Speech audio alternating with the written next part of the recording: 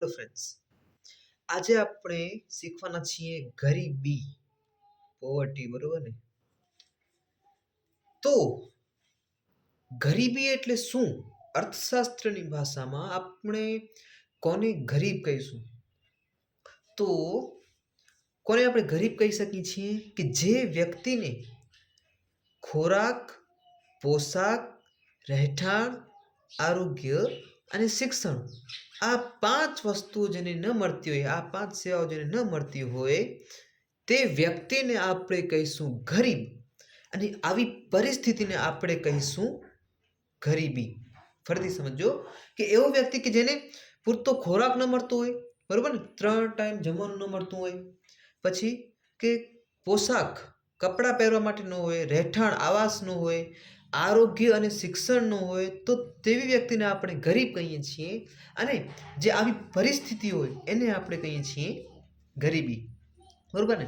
હવે આ ગરીબીના 2 પ્રકાર છે મુખ્ય. કયા 2 પ્રકાર? તો એક છે સાપેક્ષ ગરીબી અને બીજી છે નિરપેક્ષ. સાપેક્ષ ગરીબી અને નિરપેક્ષ ગરીબી, બરોબર ને? તો કોને કહીશું સાપેક્ષ ગરીબી? ચલો એના માટે આપણે અહીં જોઈ લઈએ. સાપેક્ષ ગરીબી એટલે શું એ જોજો. કે પહેલા નિરપેક્ષ સમજો.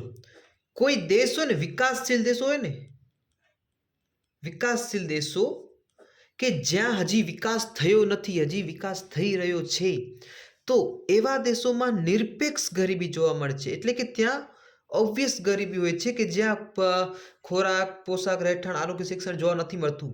પરંતુ કેટલીક વાર વિકસિત દેશો હોય ને, વિકસિત દેશો કે જ્યાં વિકાસ થઈ ગયો છે છતાં પણ ત્યાં પણ ગરીબી જોવા મળે છે. તો ત્યાં કને કેવી ગરીબી છે? તો સાપેક્ષ ગરીબી. એટલે કે અન્યની તુલનામાં જેમને યોગ્ય પોશાક તો હોય પણ યોગ્ય પોશાક ન હોય, ખોરાક તો હોય પણ અન્યોની સરખામણીમાં સારો ખોરાક ન હોય, તો ત્યાં જે ગરીબી હોય તેવી ગરીબીને આપણે સાપેક્ષ ગરીબી. સાપેક્ષ એટલે કે એની સરખામણી કરવું, સાપેક્ષ ગરીબી, બરોબર ને?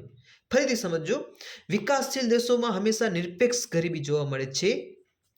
વિકસિત દેશોમાં સાપેક્ષ ગરીબી હોય છે કે સરખામણીની હોય છે. અહીંયા કોઈ સરખામણી નથી, અહીંયા તો ગરીબ છે એટલે છે જ. પણ વિકસિત દેશોમાં તો પોતે ઓમ તો બરોબર છે, પણ જ્યારે બીજાની આપણે કમ્પેરિઝન કરવાનું આવે ને, ત્યારે ઓની સરખામણીમાં જે લોકો જેને સારો ખોરાક કે પોશાક, રહેઠાણ, શિક્ષણ, આરોગ્ય ન મળતું હોય, તો એને એવા ગરીબોને શું કહે છે?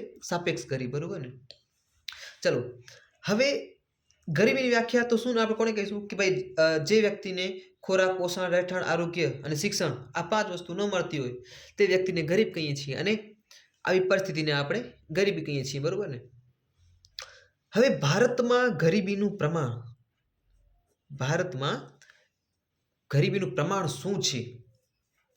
તો સમજો કે દુનિયામાં 110 કરોડ લોકો ગરીબી રેખા નીચે જીવે છે. ટોટલ કેટલા છે? 110 કરોડ લોકો એવા છે કે જે ગરીબી રેખા નીચે જીવે છે. અને એમાંથી ભારતમાં કેટલા છે? તો ભારતમાં 23.4 કરોડ લોકો.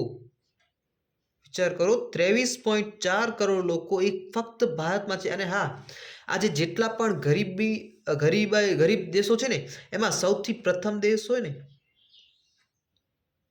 તો આ ભારત છે. સૌથી વધુ જ્યાં ગરીબો જોવા મળતા હોય ભારત દેશમાં જોવા મળે છે. જો કે છેલ્લા કેટલાક વર્ષોમાં આ જે આંકડા છે એમાં ફેરફાર આવ્યો છે. હવે ભારત ધીમે ધીમે જેટલે પણ ગરીબ લોકો હતા ને એમાંથી હવે ઘણા બધા લોકો એ ગરીબી રેખાની ઉપર આવતા થયા છે.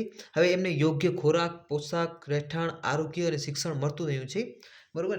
હવે આ ગરીબીમાંથી ગ્રામીણ ગરીબી અને શહેરી ગરીબી એવા 2 પ્રકાર પડે છે. તો ગ્રામીણ ગરીબી કેટલી છે? 21.2% છે. જ્યારે શહેરી ગરીબી કેટલી છે? 5.5% છે. ઓકે, ચલો, થેન્ક યુ.